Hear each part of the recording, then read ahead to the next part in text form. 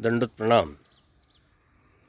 परमेश्वर ज्याप्रमाणे गर्भातून, पतीत उठवण्यातून आणि दवडण्यातून अवतार घेतात, त्याचप्रमाणे देवतासुद्धा ह्या तिन्ही प्रकारातून अवतार घेतात। परंतु देवता चौथा प्रकार रचूनसुद्धा अवतार घेतात।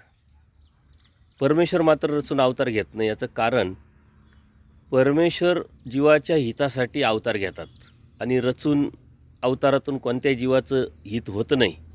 रचून अवतार म्हणजे स्टॅच्यू तयार करणे आणि त्यात अवतार घेणे, परंतु कोणत्याही जीवाचं त्यात भलं होत नाही, म्हणून परमेश्वर मात्र रचून अवतार घेत नाही।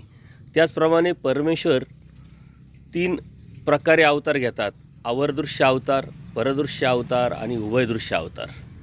वास्तविक प्रत्येक अवताराच्या ठिकाणी सर्व शक्तियुक्तच परमेश्वर असतो, परंतु त्यांची प्रवृत्ती तशी असते आणि त्या अवताराची प्रवृत्ती असल्यामुळे आपण त्याला अवरदृश्य अवतार म्हणतो। अवरदृश्य अवतार म्हणजे चैतन्य देवतेपासून तर कर्मभूमीच्या देवतेपर्यंत जे बी दाने आहे, जे बी फळ आहे, ते देणारा अवतार। परदृश्य अवतार म्हणजे चैतन्यापर परमेश्वराचे दाने देणारा अवतार। आणि उभयदृश्य अवतार म्हणजे आवराचं पण, म्हणजे देवतेचं फळ देतो आणि परमेश्वराची प्राप्ती किंवा परमेश्वराचं फळ देतो, असा उभयदृश्य अवतार। सर्वज्ञ श्री चक्रप्रभूंनी हे समजण्यासाठी जीवाला अंतुलाचा म्हणजे घरामध्ये जो असतो तो आतलंच बघेल, बाहेरचा म्हणजे बाहेर जो असेल तो बाहेरचंच बघेल, मात्र उंबऱ्यावर जो असेल तो आतलं बघेल, बाहेरही बघेल।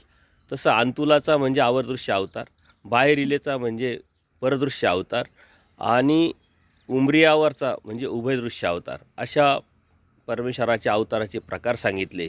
हे आपण समजून जर घेतलं तर सर्वज्ञ श्रीचक्रप्रभू हे उभयदृश्य अवतार आहे आणि त्या परमेश्वराला अनन्यभावे जर आपण शरण गेलो तर आपल्या जन्म मृत्यूचा फेरा चुकून नक्कीच आपल्याला मुक्ती मिळेल। दंडोत प्रणाम, दंडोत प्रणाम।